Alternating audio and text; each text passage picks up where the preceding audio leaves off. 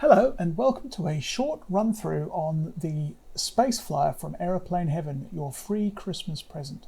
Just a quick run through on all the features and some of the gotchas. Hopefully you've read the notes that have come with the zip file, but if you haven't, this video might help you out. First of all, you need to check to make sure that you've got some fuel.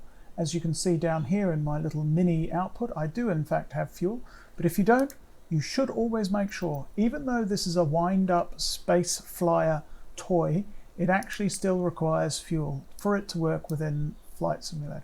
You can go with 50 or 100%, entirely up to you. I'm going to go with a 100%. This is basically a Cessna. If you know how to fly a Cessna, then you know how to fly the Space Flyer. So we need to start the engine. That is as simple as two ways of doing that. I'll just pop down here and scroll in a bit. There we go. You'll see that we have an engine winder. Currently there are 0 turns, therefore there's no power for the engine to start. So you need to wind the engine up. If you click and hold and then drag to the right, you'll see that you'll add engine winds. As many as you like, as many as you feel like doing, etc. Now that might take a long time, especially if you're thinking of going for a long flight in this plane. In which case we've done a handy override button, which you can see that it will set 200 turns. Clicking that, and you'll see that your engine winder goes up to 200. Now, what else is there to do? Not a lot else. You'll see that our flaps are set to 10%. That's a standard Cessna thing. You will still need to use your shortcut keys for the following items. I'll put a little blop, blop, blop up here to help you out with that. And that is 1, the parking brake, stock, it's control full stop, and obviously the flaps, which are your F5, F6, F7, and F8. Okay, let's start the plane. With enough fuel in the fuel tanks and with enough turns on the engine winder, we're now ready to start the Space Flyer. And that is as simply as using the handily labeled POW button. We click it once. Once they've settled down, you're now ready to take off. Please ensure that your park brake is off. Mine is currently on, so I'm just going to use the shortcut keys to actually turn it off, like that. And now I'm just going to gently roll forward on the throttle. And you'll see a few things happen. Let's just keep it at that speed for now. As you're going forward, you may see the Space Flyer lurch to the left each and every time. That is because in the real world, the real Space Flyer does the same. If I jump to the outside for a moment, you'll see that, yes, the key is larger than the actual Space Flyer.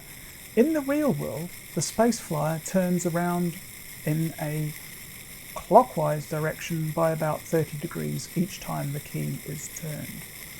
We're not going to let you do that because that means you can't actually fly the plane. Back to the interior for a moment, and we'll see that we've now reached a speed of rad. At this point, you should almost be able to take off. And that is as simple as pulling back on the throttle, on the stick. As you're up in the air, you'll see that you've got to try to keep your speed up, and we're good to go. Now, as you can see, what happens is, as you're moving along, your engine winder is going down at all times. Now, with 200 turns, you've got a fair amount of time in the air before you need to recharge. However, if you actually let it get down to 0, the engine will stop, the winder will stop, and you will have to wind it around again and restart the engine. Or should I say, the jet at the end. Now, from the exterior, you can see that we're flying along beautifully there. Another way to check to see if the engine is on is that the lights out the back do in fact show and fire up. So, there we are, we're flying nicely. We're sitting in awesome, the speed is awesome at the present moment. Yes, you can get to woohoo, but when you're flying at those sort of speeds, it can get a little bit difficult. We're nice and slow and easy to use.